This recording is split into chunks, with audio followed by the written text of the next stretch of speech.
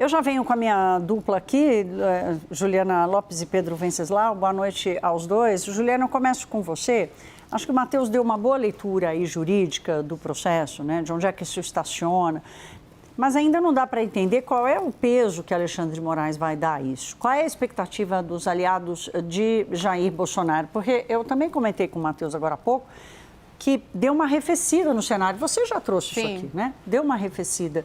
O quanto esse caldeirão ferve de novo ou não? Exatamente, esse que é o ponto considerado também por esses aliados. Thaís, muito boa noite para você, para o Pedro também. Eles consideram 2 pontos essenciais. Primeiro, saúde do ex-presidente Jair Bolsonaro. O que eles dizem é que a situação de Bolsonaro acabou melhorando, né? Ainda que tenha ali uma questão delicada envolvendo todas essas questões de saúde, os soluços que vão e voltam e todas essas questões que não foram ali saradas, né? Existe ali um cuidado com a saúde do ex-presidente e isso deveria ser considerado e eles entendem que vai ser considerado como fundamental para essa decisão. Ou seja, retornar ali para Papuda, e a gente lembra de uma série de ações, né, que foram colocadas pelos aliados dizendo que não havia ali uma assistência suficiente para a situação do ex-presidente Jair Bolsonaro. Eles acreditam que isso deve ser considerado estado de saúde, idade avançada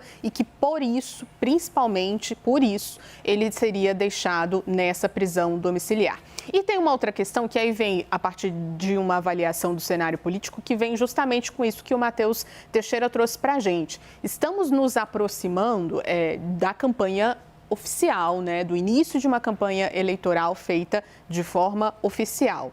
Será que valeria a pena, pensando nessa questão política, voltar com esse caldeirão de volta, todas essas discussões, a situação do ex-presidente Jair Bolsonaro sendo colocada, né, sempre ali pelos aliados dele como uma questão que acaba chamando bastante atenção nesse noticiário político? Será que vale a pena voltar para esse ponto no momento em que os candidatos estão entrando oficialmente na campanha? Tem muita gente no PL que acredita que não e que isso deveria ser considerado, pensando numa análise política menos jurídica, pelo ministro Alexandre de Moraes, né? Voltar com essa discussão e colocar, de certa forma, Bolsonaro como protagonista desse noticiário novamente, não seria ou não é visto ali pelos aliados como um caminho que seria possível nesse momento. Então, tem essa análise jurídica da questão de saúde, tem uma análise política de que não valeria a pena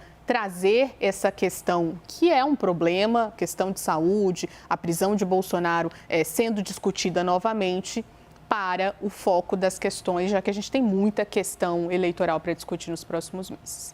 Pedro, a gente sabe que os governistas querem que Jair Bolsonaro vá para Papudinha. Esse movimento já foi muito forte ali mesmo na saída dele da Superintendência da Polícia Federal para a Papudinha, né, e na saída dele da Papudinha para a prisão domiciliar.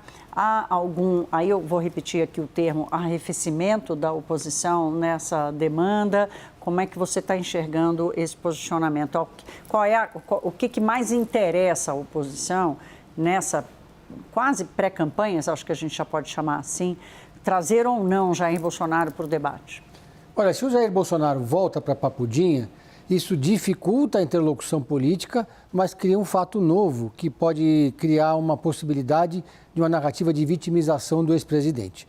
Até esse episódio da arma, essa decisão do Alexandre de Moraes é uma decisão eminentemente política, mas ela ia se basear apenas na questão da saúde do ex-presidente da República. Ele teria que passar por uma junta médica, teria que ser feita uma avaliação. Ele tem um estado crônico de saúde preocupante, a questão dos soluços, entre outras questões, mas uma decisão do Alexandre de Moraes não teria outro embasamento a não ser a questão do relatório que ele receberia. Agora ele ganha uma espécie de argumento ou um instrumento de narrativa ou um instrumento político para justificar uma eventual decisão de mandá-lo para Papudinha. Agora, do ponto de vista jurídico, os advogados alegam que, primeiro, ele pode ter uma arma, se ele tem o posse de arma, ele pode guardar essa arma em casa, a custódia com a tornozeleira eletrônica não implica em nada em relação a isso. ter essa explicação sobre por que a arma estava trafegando ali, saindo do condomínio, com a posse de terceiros, mas isso não significa que ele estava tentando fugir ou tentando romper a tornozeleira eletrônica. Mas, no final das contas, é uma decisão que o Alexandre de Moraes vai tomar pensando na repercussão que isso vai ter. Ele pode querer esticar a corda nesse momento, ele próprio, Alexandre de Moraes, está no momento de tensionamento, de questionamento sobre o seu papel, sobre a sua relação com Daniel Vorcaro. O Supremo Tribunal Federal está também no momento de divisão interna, que vai escalando cada vez mais, nós vamos falar disso daqui a pouco. Então, de repente, ele pode encarar essa possibilidade como uma maneira de virar a página, ou de mudar de assunto, ou de tirar o foco sobre outros temas que são mais desconfortáveis. Então, como disse a Juliana, é uma decisão muito mais política do que técnica ou jurídica de qualquer forma.